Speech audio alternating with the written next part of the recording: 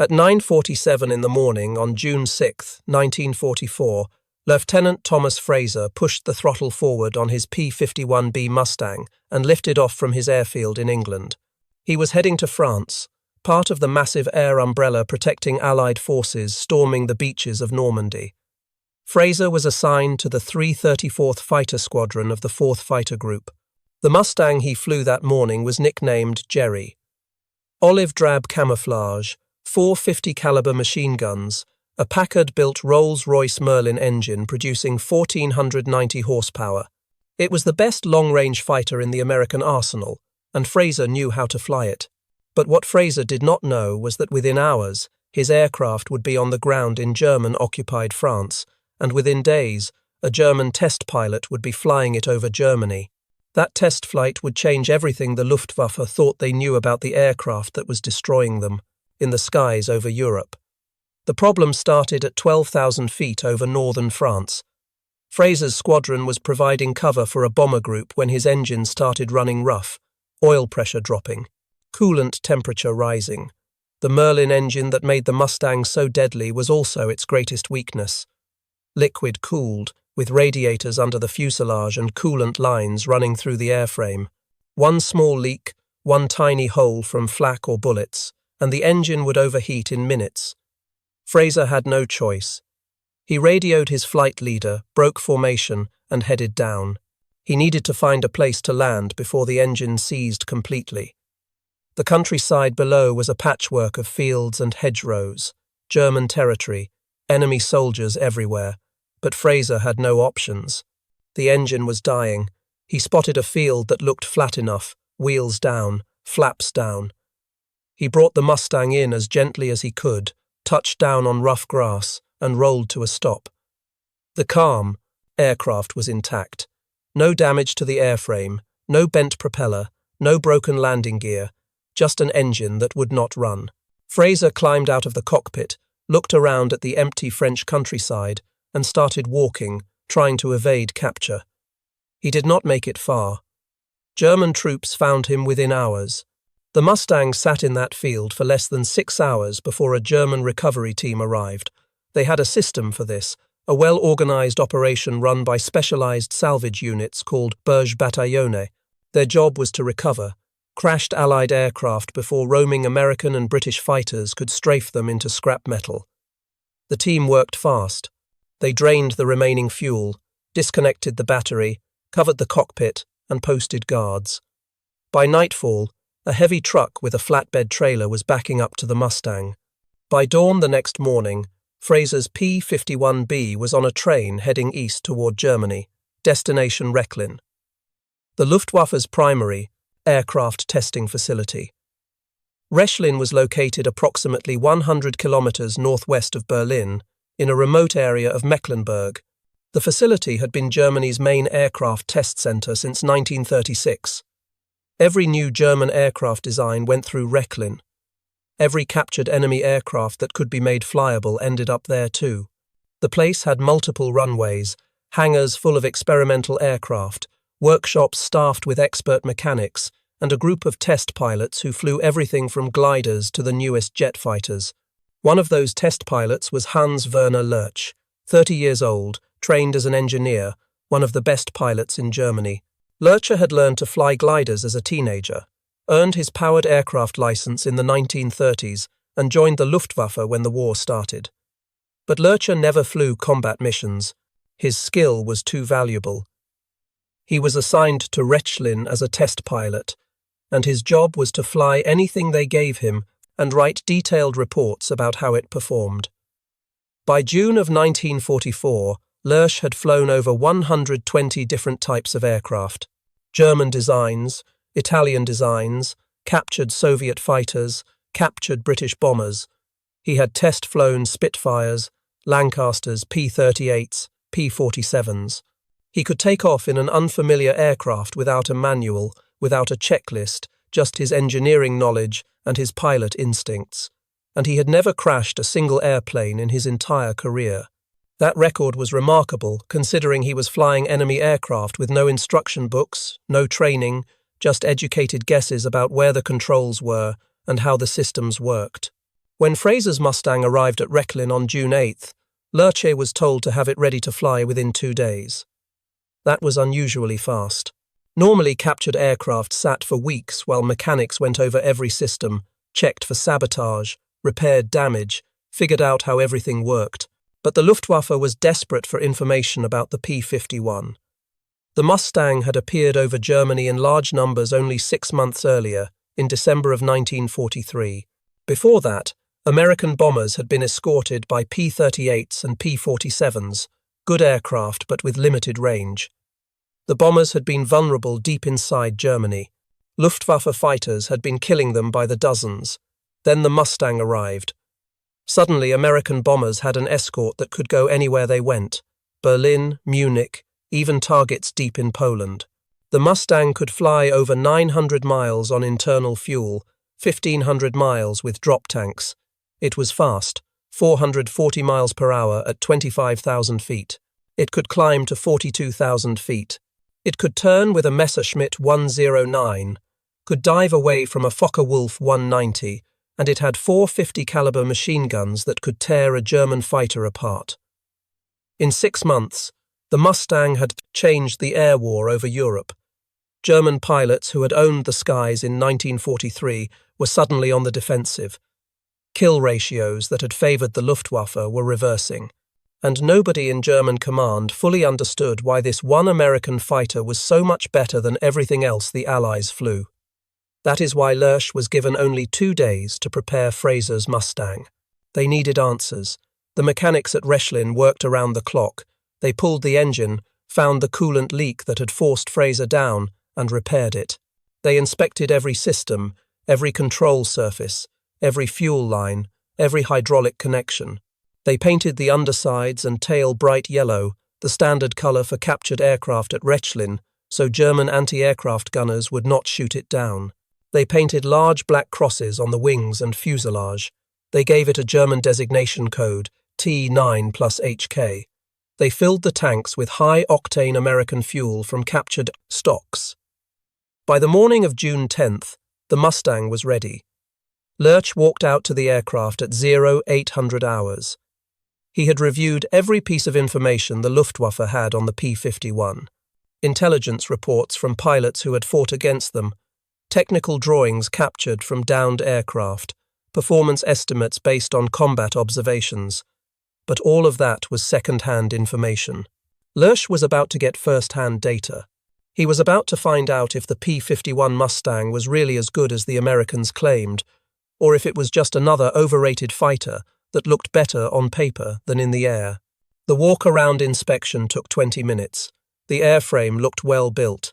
Smooth skin, flush rivets, clean lines. The wings were thin, much thinner than a Messerschmitt 109 or a Focke-Wulf 190. Lerche recognized the laminar flow airfoil design. Lower drag at high speeds. Smart engineering. The cockpit was spacious compared to German fighters. The canopy gave good visibility, though not as good as the later bubble canopy models he had seen in intelligence photos. The controls looked straightforward. Stick, rudder pedals, throttle, mixture control, propeller pitch. The instrument panel was laid out logically, though everything was in English and used American units. Airspeed in miles per hour instead of kilometers per hour. Altitude in feet instead of meters. Lerche climbed into the cockpit. The seat fit well. The stick fell naturally to hand. He checked the control surfaces. Ailerons moved smoothly. Elevator responded correctly. Rudder had good travel. He located the fuel selector, the gear lever, the flap control. He found the gun switches and made sure they were off.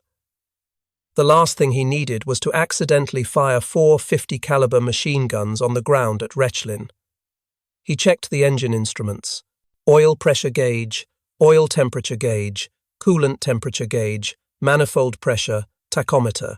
Everything American pilots needed to keep the Merlin engine alive. Lerche knew the Merlin was a high-performance engine, but it was also sensitive. Too much throttle too fast and it would stumble. Too lean on the mixture and it would overheat. German engines were more forgiving. The Daimler-Benz 605 in the Bf 109 could take abuse. The BMW 801 in the FW190 was practically indestructible, but the Merlin was a thoroughbred, and thoroughbreds needed careful handling. At 0842, Lerche signaled the ground crew. They pulled the wheel chocks. Lerche engaged the starter.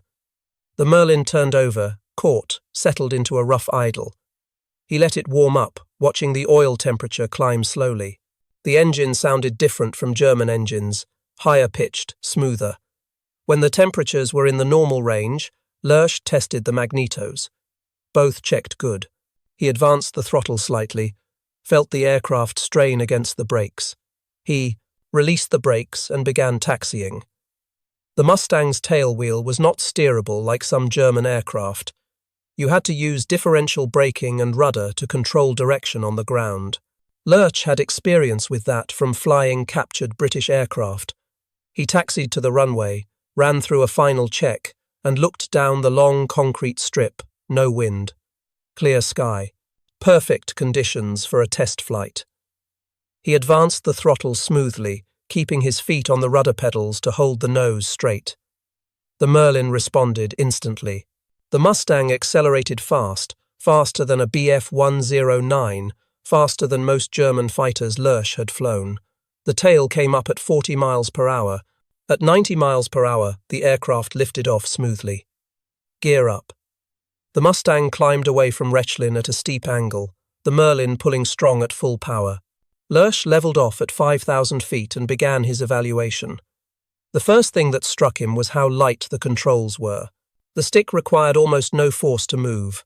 A tiny input produced an immediate response. The ailerons were incredibly effective. Lerche rolled the Mustang to the left, then to the right. The aircraft snapped through the rolls faster than any fighter he had ever flown. In a Bf-109, you had to muscle the stick to get a fast roll rate. In the F-190, the controls got heavy at high speed. But the Mustang rolled effortlessly, almost too easily. Lerche had to be careful not to over-control. He checked the rudder. Responsive, but not overly sensitive.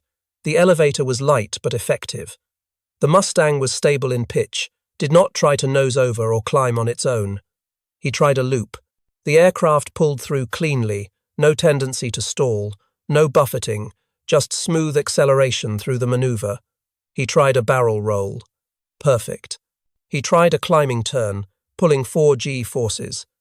The Mustang stayed smooth, no shaking, no warning signs of a stall. Lerche pushed the throttle to full power and accelerated in level flight. 160 miles per hour, 200, 250, 300. The Mustang was still accelerating. At 320 miles per hour, he leveled off and noted the Merlin's manifold pressure and RPM. The engine was running smooth, temperatures normal. He had more power available if he needed it. German intelligence had estimated the Mustang's top speed at 410 miles per hour at 20,000 feet. Lerche wanted to test that himself. He climbed to 23,000 feet, leveled off, and pushed the throttle to maximum continuous power. The Mustang accelerated, 360 miles per hour, 380, 400, 410, 416 miles per hour at 23,000 feet. German estimates had been close but slightly low. The Mustang was even faster than intelligence thought. Lerche reduced power and tried different configurations, flaps down, gear down, simulating a landing approach. The Mustang slowed smoothly, no bad habits. Gear up, flaps up, back to high-speed flight. He tested the stall characteristics. Clean configuration first. Power off, nose up, reducing speed gradually. The Mustang gave plenty of warning before the stall. The controls got mushy, the aircraft started to buffy, and then the nose dropped gently. No wing drop, no snap roll, just a docile stall that was easy to recover. He tried it with landing configuration. Gear down, flaps down, power off. Same result. Good warning, gentle brake, easy recovery. He tried it with power on, simulating a combat turn. At full throttle, the Mustang would stall even in a sharp turn if you pulled too hard, but it gave clear warning through stick force and buffet. Lerche noted that the P-51 was actually easier to fly near the stall than most German fighters.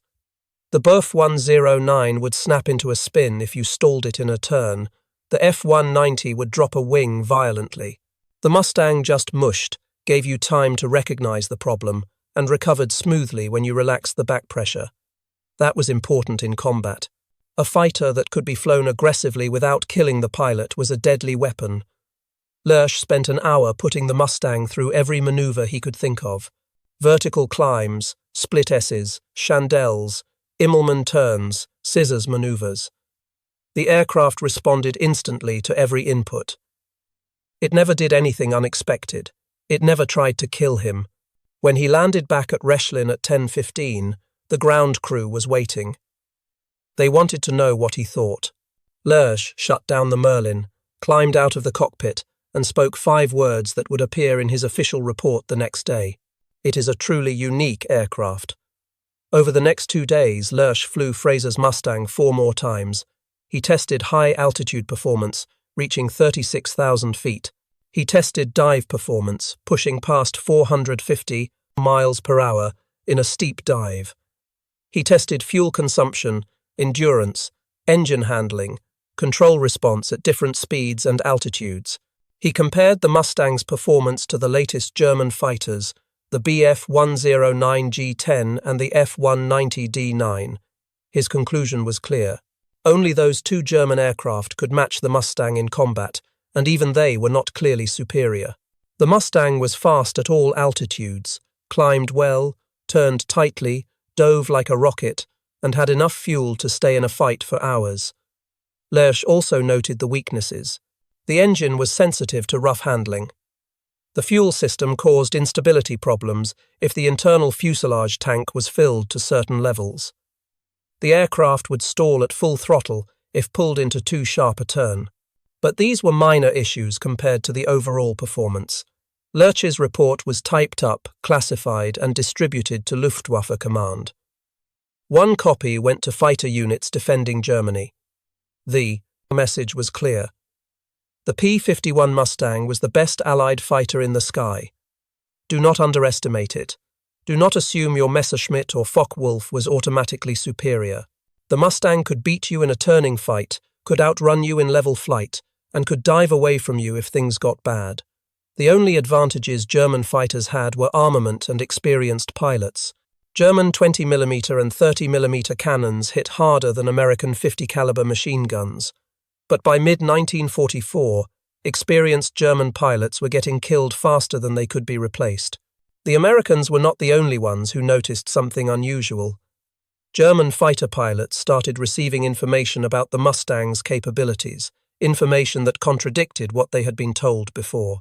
At JG-1, a fighter wing defending northern Germany, pilots gathered in a briefing room to watch a demonstration. Outside on the airfield, several captured Allied aircraft had landed.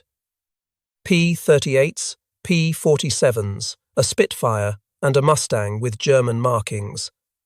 The unit touring these airfields was called the Wanderzirkus Rosarius, the Rosarius Travelling Circus, named after Hauptmann Theodor Rosarius, who commanded the 2nd Staffel of the Versuchsverband Oberkommando der Luftwaffe, the experimental unit of the Luftwaffe High Command. Rosarius's job was to familiarize German pilots with Allied aircraft so they would understand their opponent's strengths and weaknesses. The briefing officer stood in front of the room and spoke carefully. You have been told that the Bf 109 and the FW 190 are superior to American fighters. In some respects, this is true. But the P-51 Mustang is different. You will see it demonstrated today. Pay attention to its roll rate, its acceleration, its turning performance. It is faster than you expect. It can turn tighter than you have been taught. And it has the range to follow you home if you try to disengage. Some of the pilots shifted uncomfortably. They had been in combat against Mustangs. They knew what the briefing officer was saying was true, but officially admitting it was different. After the briefing, the pilots walked out to the flight line. The Mustang with T9 markings was parked next to a Bf 109 and a FA 190. German pilots climbed into the cockpits, examined the controls, looked at the gun sight, felt the stick response. Then the demonstration flight began. 2 German pilots took off in the Bf-109 and the FW-190. A third pilot, an experienced test pilot from Rosarius's unit, took off in the Mustang. The 3 aircraft climbed to 10,000 feet, circled the airfield, and began a simulated dogfight. The pilots on the ground watched carefully. They saw the Mustang stay with the Bf-109 through hard turns. They saw it roll faster than the FW-190. They saw it accelerate away from both German fighters in a level flight. They saw it climb at the same rate, dive faster, and maneuver with confidence. When the 3 aircraft landed, the German pilots who had been watching were quiet. That demonstration summarized the problem the Luftwaffe faced. For years, German pilots had been told their aircraft were the best in the world. In 1940, 1941, 1942, that was mostly true.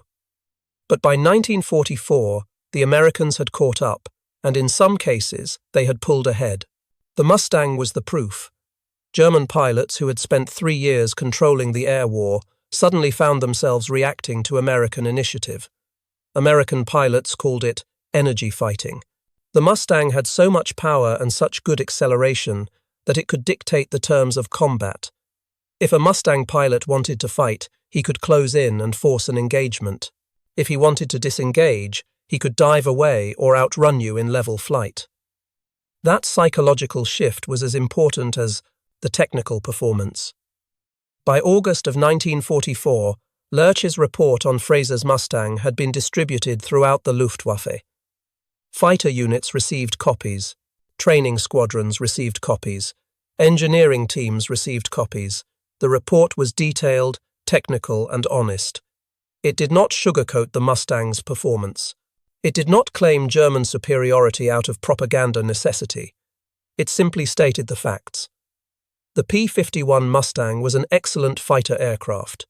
It had exceptional range. It had high speed at all altitudes. It had good maneuverability. It had effective armament. And most importantly, it was being produced in massive numbers. The Americans could afford to lose Mustangs and replace them within weeks. Germany could not afford to lose experienced pilots. By late 1944, the Luftwaffe was running out of experienced pilots faster than the training schools could produce new ones. Young pilots with 50 hours of flight time were being thrown into combat against American pilots with 200 hours of training and 50 combat missions. The result was predictable. German pilots died. American pilots racked up kills. One of the most dramatic examples of this came in March of 1945. By then, the war was almost over. Germany was being overrun from the east by Soviet forces, and from the west by American and British forces. The Luftwaffe was a shadow of its former strength. Most of its experienced pilots were dead or captured. Most of its aircraft had been destroyed on the ground by strafing attacks. Fuel was so scarce that many remaining aircraft could not fly. In early March of 1945, American intelligence officers began interrogating captured German pilots. They wanted to know what the Germans thought of American aircraft. 22 captured Luftwaffe pilots, many of them experienced aces, were interviewed. The interrogations were compiled into a classified document called the Air Intelligence Weekly Summary, dated March 23, 1945. The section titled Allied Fighters as Germans See Them contained detailed opinions from men who had fought against P-38s, P-47s, and P-51s. The results were unambiguous. The captured German pilots rated the P-51 Mustang as the best fighter in the American arsenal. They respected its speed, range, and agility. Some admitted they would only try to outrun it if they had a serious head start. Others said that only the most skilled German pilots dared to engage a Mustang in a turning fight because the Mustang's agility was difficult to counter. One experienced pilot was quoted as saying that the American .50 caliber machine guns were highly effective against fighters, especially because they offered a high volume of fire with deadly accuracy. The Luftwaffe had spent 2 years developing tactics to defeat American bombers and fighters. Those tactics had worked against the P-38 and the P-47, but they did not work as well against the Mustang. The Mustang was too fast, too maneuverable, and had too much endurance. By the time these interrogations were conducted, the outcome of the air war was no longer in doubt. The Luftwaffe had been defeated. Allied air forces controlled the skies over Germany completely. German pilots who managed to take off faced overwhelming odds. 5-1, 10-1, sometimes 20-1. And many of those Allied fighters were Mustangs. Hans-Werner Lerche survived the war. After Germany surrendered in May of 1945, he was captured by American forces. They recognized his value as a test pilot and his knowledge of German aircraft development. He was interrogated extensively about the aircraft he had flown and the reports he had written. The Americans wanted to know what Lerche thought of their aircraft, especially the P-51. Lerche told them the truth. The Mustang was one of the best aircraft he had ever flown. It had a combination of speed, range, and maneuverability that few fighters could match. It was well-engineered, well-built, and deadly in combat. The Americans took notes. After the war, Lerche returned to civilian life in Germany. He worked as an engineer and occasionally as a test pilot for German aviation companies. In 1980, he published a book titled Luftwaffe Test Pilot, Flying Captured Allied Aircraft of World War II. The book was based on his wartime logbooks and contained detailed descriptions of every aircraft he had flown. The chapter on the P-51 Mustang was one of the longest. Lerche described Fraser's aircraft in detail, talked about the test flights at Rechlin, and gave his honest assessment of its performance. He never saw the P-51 as an enemy aircraft. To Lerche, it was simply a well-designed machine. As an engineer and a pilot, he appreciated good design regardless of which country produced it. Lerche died in 1994 at age approximately 80. His book remains one of the most detailed accounts of Luftwaffe aircraft testing during World War II. Lieutenant Thomas Fraser, the pilot who force-landed that Mustang in northern France, spent the rest of the war as a prisoner in Germany. He was captured on June 6, 1944, the same day the Allies landed in Normandy. He was liberated in May of 1945 by advancing American forces and returned to the United States that summer. He never knew what happened to his aircraft until years later when researchers tracked down the story through German records. Fraser learned that his P-51, the one nicknamed Jerry, had been tested by one of Germany's best pilots, had been flown by the Rosarius circus to multiple Luftwaffe bases, and had been used to train German pilots on how to fight against Mustangs. The aircraft designated T9 plus HK was lost on December 10, 1944. Fraser's service record listed one aircraft lost to mechanical failure over enemy territory on June 6, 1944. It did not mention that his aircraft became one of the most important intelligence sources the Luftwaffe had on the P-51 Mustang. The P-51 Mustang changed the air war over Europe in ways that went beyond simple performance numbers. It was not just fast or maneuverable or long-ranged, it was all of those things combined in one aircraft.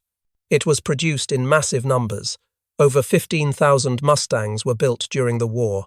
It was reliable enough to fly deep into enemy territory and return home. It was versatile enough to escort bombers, strafe ground targets, and dogfight with enemy fighters. And it was available at exactly the moment the Allies needed it most. The Mustang's origins made its success even more remarkable. North American Aviation designed and built the prototype in just 102 days in 1940. The British had approached the company asking them to build P-40 Warhawks under license. Instead, the president of North American Aviation, James Kindleberger, proposed building an entirely new fighter from scratch under the direction of chief designer Edgar Schmood. The British agreed.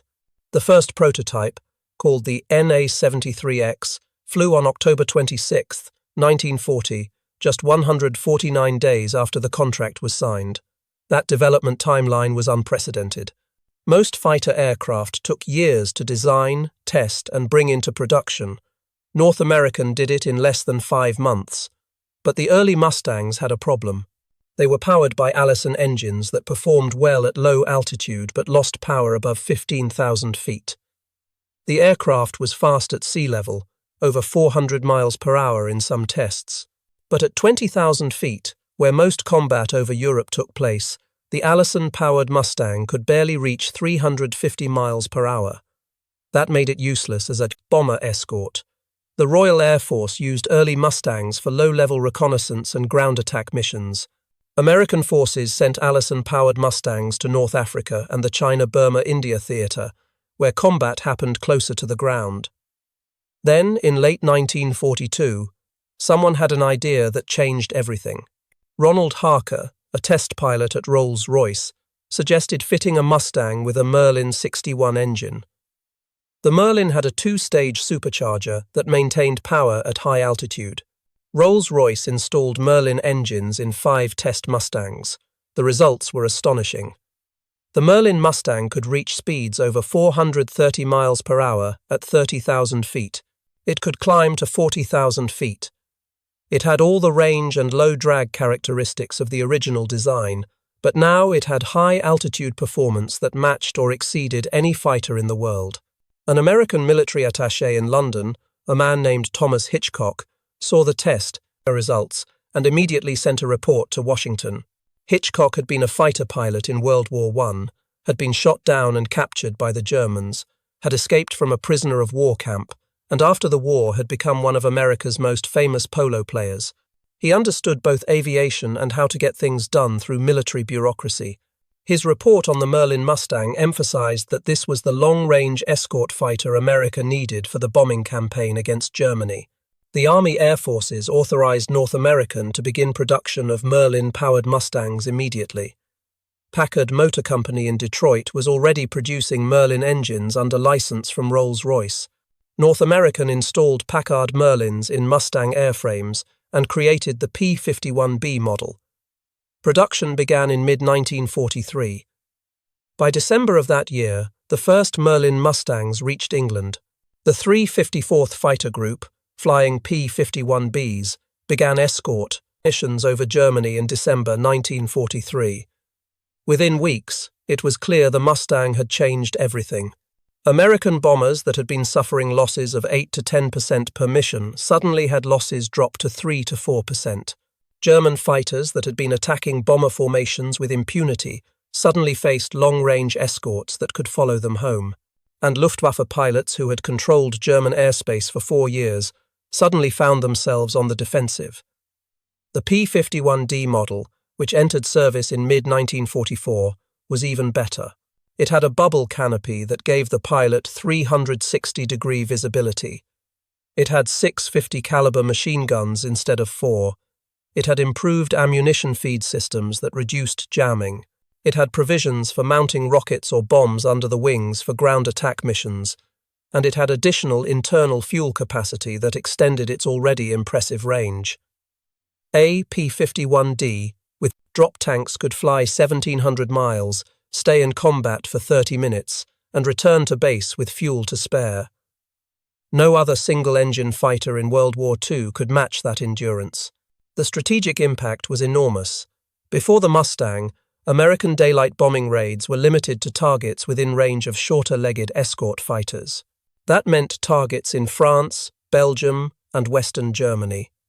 Berlin, the industrial centers in central Germany, and oil refineries in Poland were beyond reach. German factories could be relocated east, beyond the range of American escorts, and continue producing aircraft and weapons. But when the Mustang arrived, nowhere in Germany was safe. Bombers could hit targets anywhere, and Mustangs would protect them. German industrial capacity, which had been dispersed to avoid bombing, was suddenly vulnerable again. Oil refineries, aircraft factories, ball-bearing plants, chemical works, transportation hubs, all were within range of American bombers protected by Mustang escorts. In late 1943 and early 1944, the Allied bombing campaign against Germany was suffering terrible losses. Bombers were being shot down by the hundreds. Crews were dying. The campaign was on the verge of being suspended. Then the Mustang arrived in large numbers. Suddenly bombers had protection all the way to Berlin and back. Suddenly German fighters could not attack bomber formations without facing swarms of long-range American escorts.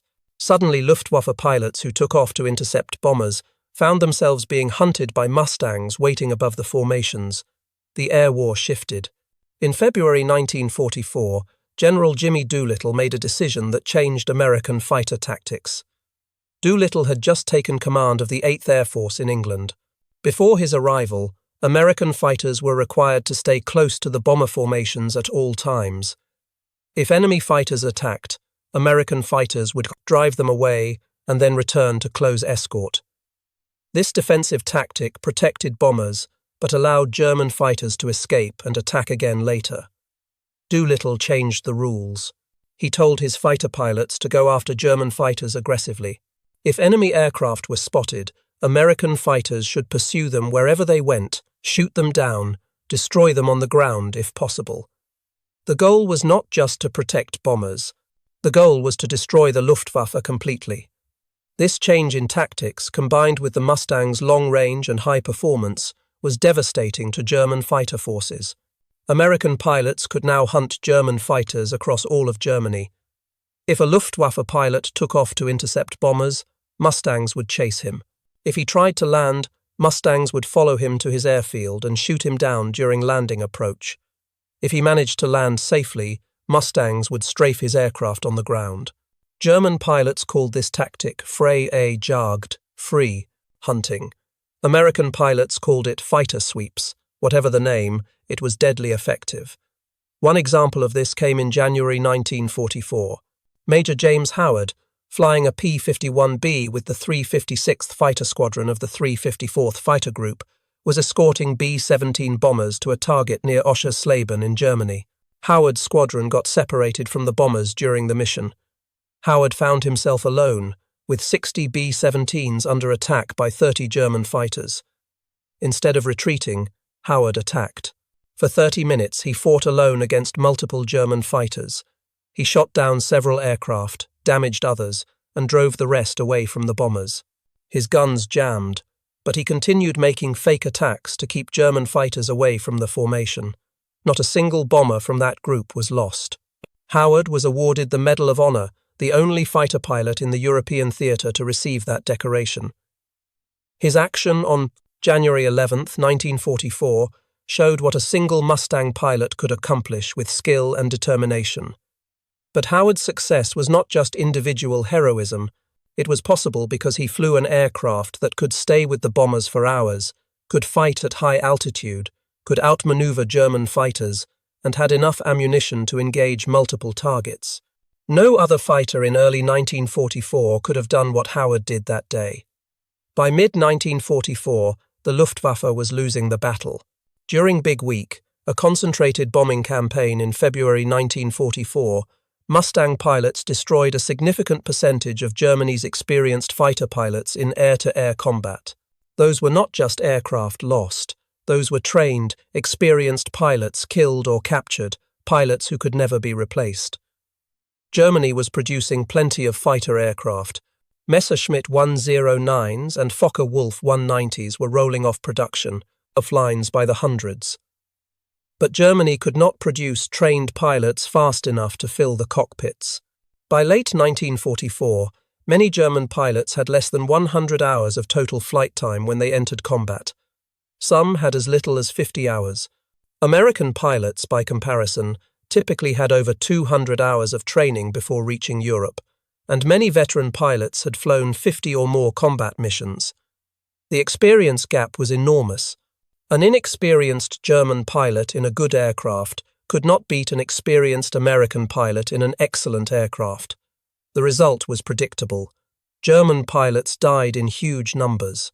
Kill ratios that had favored the Luftwaffe early in the war reversed completely. By 1945, American pilots were achieving kills at ratios of 5-1, 10-1, sometimes higher.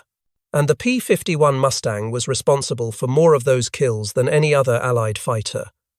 By early 1945, the Luftwaffe was defeated, and the P-51 Mustang played a larger role in that defeat than any other Allied fighter.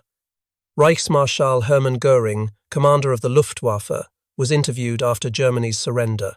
American intelligence officers asked him when he knew Germany had lost the war. In a widely attributed quote, Göring's answer was direct. "When I saw Mustangs over Berlin, I knew the jig was up." That statement summarized the strategic impact of the P-51. When long-range American fighters could penetrate to the heart of Germany, when they could escort bombers anywhere and hunt German fighters everywhere, the Luftwaffe could no longer defend German airspace. And without control of the air, Germany could not win the war. What the Germans discovered when they tested Fraser's Mustang was not a secret weakness they could exploit. It was the confirmation of what they already suspected. The P-51 was everything American pilots claimed it was. It was fast. It was agile. It had incredible range. It could be flown aggressively without killing the pilot. It was well armed, and the Americans had thousands of them. German engineers could study the laminar flow wing, the efficient cooling system, the Packard Merlin engine. They could measure the performance, calculate the drag coefficient, analyze the control system, but they could not build enough aircraft to match American production. They could not train enough pilots to replace combat losses. They could not produce enough fuel to keep their remaining fighters in the air. By the time Lerche flew Fraser's Mustang, Germany had already lost the air war. The test flight at Rechlin just confirmed what German command already knew. The Americans had a fighter that could go anywhere, do anything, and win the battle, and there was nothing the Luftwaffe could do to stop it. That is how technological superiority actually works in war. Not through propaganda claims or exaggerated performance numbers, but through engineering excellence that produces measurable results. The P-51 Mustang was not perfect. It had weaknesses. The liquid-cooled engine was vulnerable to battle damage. The fuel system became unstable when the fuselage tank was full.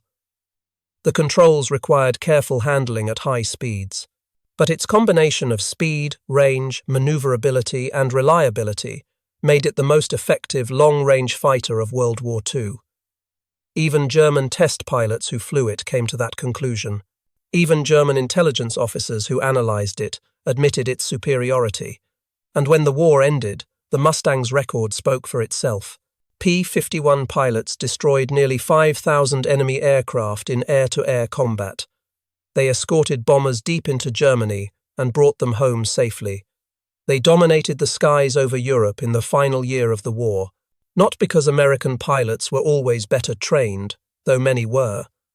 Not because American tactics were always superior, though they often were, but because they flew an aircraft that gave them every possible advantage. The Germans learned that lesson the hard way, by testing captured P-51s, by flying them in mock combat, by analyzing their performance in detail. And what they learned was that sometimes the other side builds something you cannot beat, something you can only respect, something that changes the outcome of the war. The P-51 Mustang was that aircraft, and even its enemies knew it.